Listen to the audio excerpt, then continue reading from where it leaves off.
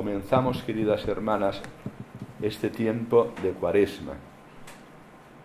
Ya sabéis que la palabra Cuaresma, cuadragésima, significa 40 días. Y es el camino que hoy iniciamos con el gesto de la ceniza hasta el mismo Jueves Santo.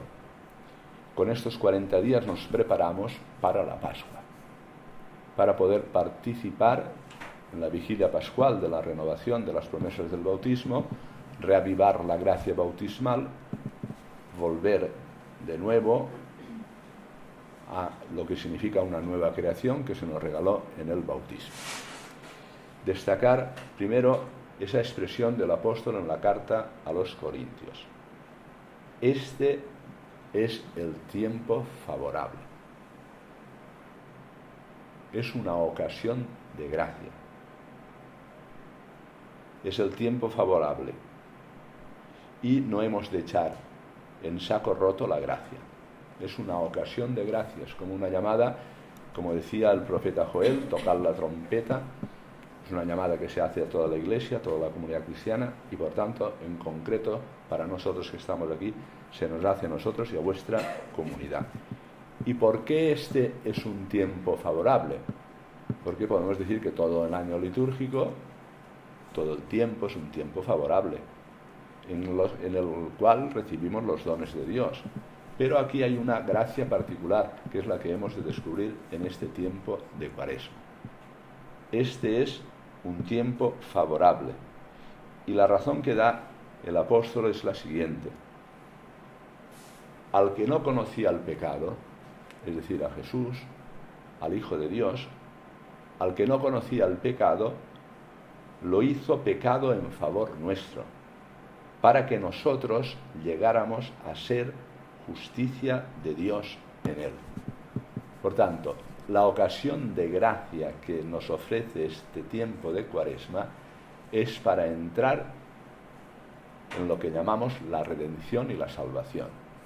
Es un tiempo favorable para que la obra de la redención, llevada a cabo por aquel que sin pecado Dios quiso que participara de nuestra condición y lo hizo pecado en favor nuestro, por su acción salvadora nosotros adquiramos la salvación, o lo que es lo mismo en el lenguaje de San Pablo, la justicia.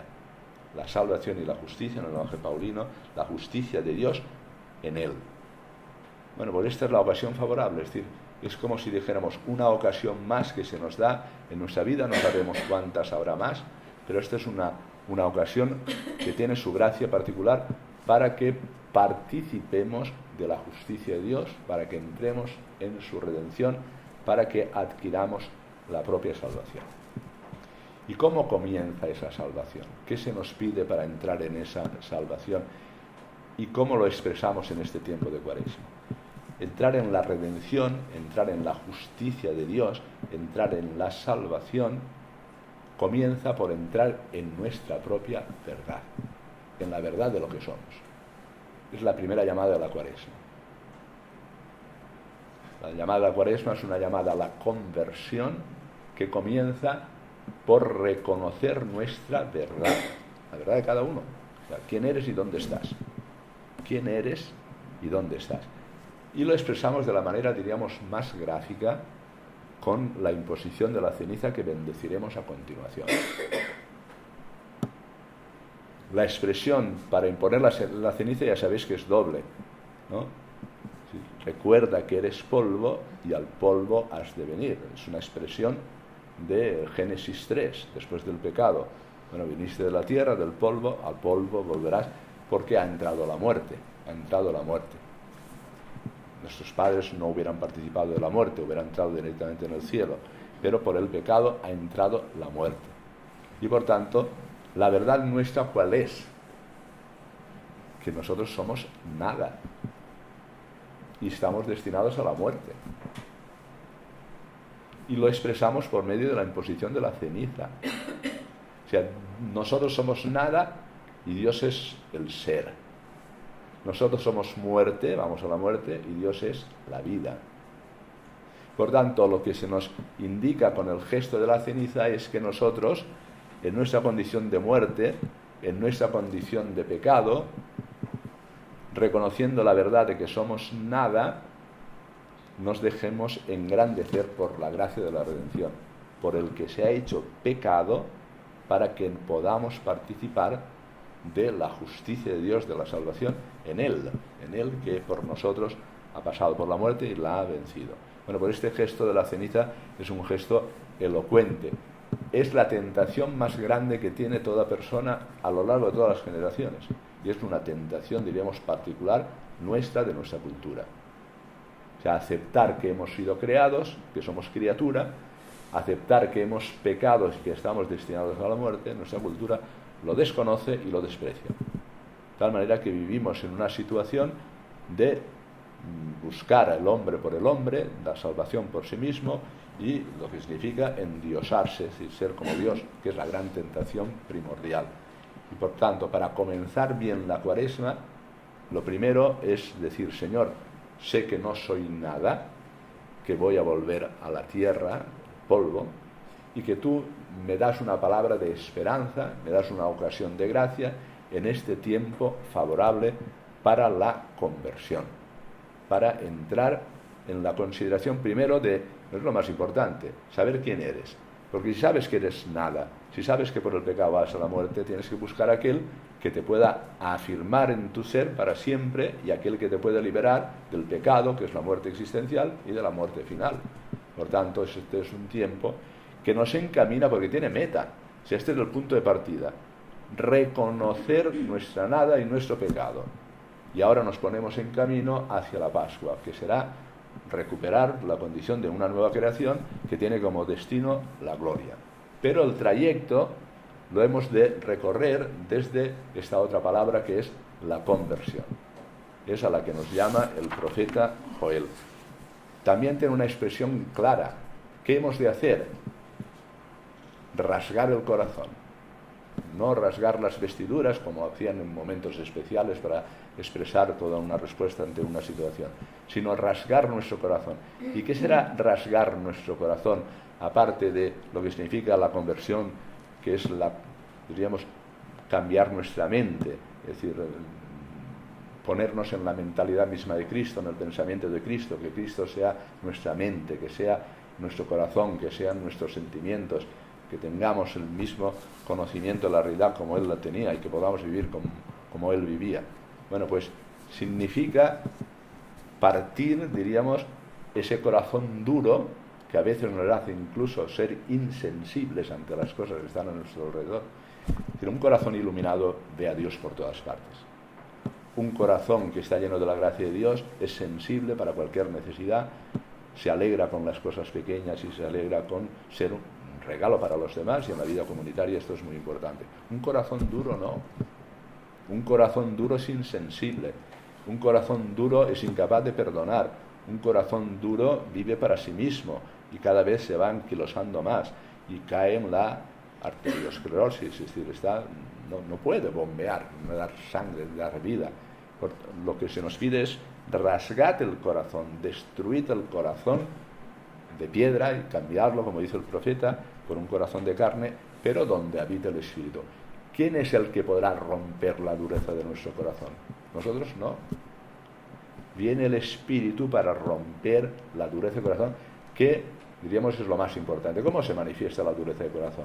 La dureza del corazón es uno que vive al margen de Dios, indiferente a Dios, cuando no contra Dios.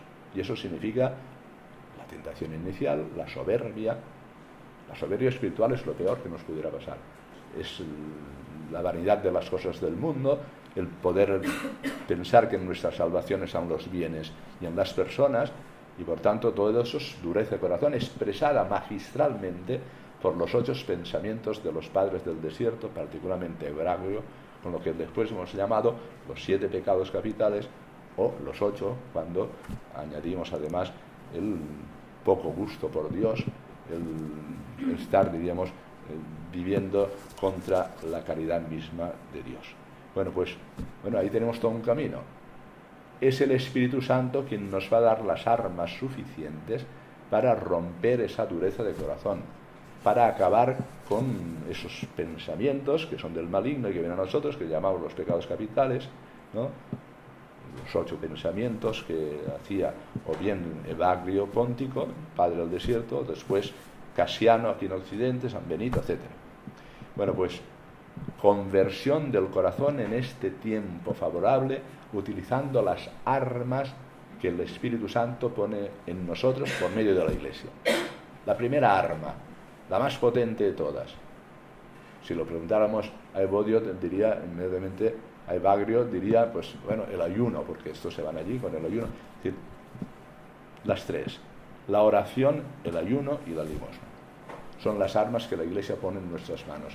¿Qué pide con la oración? Pues eso, que nos reconozcamos criaturas creadas a imagen y semejanza de Dios, y ahora con un espíritu filial desde el bautismo acudamos a Dios con más insistencia. Y eso lo hacemos meditando. Las lecturas de estos días van a ser, como siempre, riquísimas, ¿no? Y meditando la palabra de Dios, nosotros responderemos con la oración, dialogaremos con el Señor, le buscaremos en el secreto donde Él habita y lo buscaremos en la intimidad de nuestro corazón. Son días, queridas hermanas, para que la oración comunitaria, tanto la liturgia de las horas como la celebración de la Santa Misa, como el rezo del Ángelus, como la oración personal de cada una, sean días intensos de búsqueda de Dios, con hambre de Dios, con sed de Dios, ¿no? Como busca la cierva las corrientes de agua, así te buscamos, Señor. ¿Para qué? Para que tú entres en lo que es el final de la Cuaresma, que es la soberanía sobre nuestra libertad. O sea, que gobierne Él a través de su Espíritu y que no gobernemos nosotros con nuestros pensamientos, menos todavía con los pensamientos del mundo. O sea, el proceso final, y eso requiere penitencia, mortificación, ascesis, pero es con la alegría de saber que viene, como cuando viene después la primavera, pasado el invierno, el florecer de una nueva creación, que nos viene cuando, desterrando los pecados, dejamos paso para que entre el Espíritu Santo a gobernar nuestra vida. Y esto no se puede hacer sin la oración. La oración te hace entrar en intimidad con Dios, conocido en la humanidad de Jesucristo. Por ahí hemos de caminar siempre, no nos perdamos con divagaciones, sino a través de la humanidad de Jesucristo. Pero al final, esta oración, ¿qué hace? Queridas hermanas, coged la palabra. Nos hace connaturales con Cristo. La norma nueva de la ley nueva, que es Jesucristo, es el Espíritu Santo en nosotros, habitando en nosotros. Y cuando uno, por gracia y por acción del Espíritu Santo como maestro interior, va desarrollando la acción del bien, ese bien nos hace connaturales con el bien. Porque el que es fuente y origen del bien, y es el bien mismo, es Dios. Insisto, para que no nos perdamos con una idea de Dios abstracta en la humanidad de Jesucristo, pobre como Él en Belén, modesto como Él en Nazaret, sin nada donde reclinar la cabeza de aldea en aldea, sin el aprecio de las personas, sino de lo contrario, los menosprecios de la pasión, connaturales con Jesucristo, la connaturalidad en el bien, que es Él. Y eso nos lo da la oración en la medida que nos hace identificarnos con Él, que ahí es donde apunta la oración, a identificarnos con la humanidad de Jesucristo, venciendo y venciéndonos a nosotros mismos. Y para eso está el ayuno. El ayuno que se manifiesta entre el no comer de la carne y el ayuno de tantas y tantas cosas que podemos hacer nosotros con un camino de penitencia, mortificación y ascesis para alcanzar por gracia nuestra libertad, que es lo más, diremos, lo más decisivo. En el lenguaje de San Ignacio, la indiferencia. No querer más salud que enfermedad. Si la enfermedad me va a llevar a Dios, pues bueno, que venga la enfermedad. Riqueza que pobreza, vida larga que corta, eso que hace San Ignacio, ¿no? La indiferencia. Y para eso el ayuno nos ayudará para ganar nuestra propia libertad y el partir nuestra vida con otros. Y el ayuno a veces es simplemente romper tu egoísmo y ponerte al servicio de las demás, haciendo las cosas que nadie quiere hacer, pasando por ser la última, ayunando de ti mismo y ayunando de comer carne en los días en que los tiene establecido la Iglesia, hoy y el Viernes Santo, y haciendo abstinencia todos los viernes de Cuaresma, que ya no se pueden sustituir por otras cosas como hacemos en los viernes a lo largo del año. El tema del ayuno lo tenemos muy olvidado en Occidente. Lo tenemos muy olvidado. Y el ayuno hoy, pues a veces yo no sé, ustedes también se dedican a los medios de comunicación para hacer el bien. Yo no sé si por ahí se puede ayunar también, a veces, ¿no? Porque si no se preocupan tantas imágenes, tantas cosas, uno ayuna también de imágenes, ¿no? Por supuesto, hay que ayunar de todo lo que de malo viene en esas imágenes y en los móviles y tantas cosas, pero sí es importante que eso lo haga en motivo de reflexión. Hermanas, entre nosotras, ¿cómo podríamos ayunar? Ayudándonos las unas a las otras para que esta Cuaresma verdaderamente el Señor nos regale la conquista de nuestra libertad y la indiferencia para poder estar dispuestas a hacer lo que el Señor quiere. Y luego la limosna, que también es el desprendimiento, y ustedes dirán, ¿y de qué me voy a desprender? Uy, de tantas cosas, de bienes a veces que son pequeñitos, que son las cositas que tenemos nosotros, y de los bienes espirituales, ¿no? Es decir, aceptar en este tiempo la limosna de pasar desapercibida, de incluso a veces pasar con cierto, diríamos, no consideración de tu persona, es decir, todo eso, poder practicar la limosna, pero siempre tal como nos lo dice el Evangelio, en secreto. Dios Padre lo ve, sin hacer ostentación. Bueno, pues para no alargarnos más. La Iglesia hoy nos convoca en este tiempo favorable, que es el tiempo de la redención, a donde apunta este tiempo y este caminar que evoca las tentaciones de Jesús en el desierto, el caminar del desierto del pueblo de Israel, que evoca el tiempo de Moisés, evoca el tiempo incluso de Noé y del profeta Elías. Es decir, detrás de la Cuaresma hay toda una simbología que es importante. 40 días para poder, por gracia del Espíritu, alcanzar la libertad para el bien. Contenido de la Cuaresma es poder renacer, la vigilia pascual, alcanzar la verdadera libertad para el bien. ¿Y cómo se comienza? Reconociendo que somos nada y pecado, la ceniza que vamos a imponer a continuación. ¿Cómo se continúa? Trabajando todos los días en la intensidad de estas tres armas que nos ha dado: la oración, el ayuno y la limosna.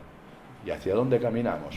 Caminamos hacia una nueva creación que el Señor hace posible a través de la pedagogía del año litúrgico, y nos dará la posibilidad de celebrarlo renovando las promesas de nuestro bautismo en la vigilia pascual.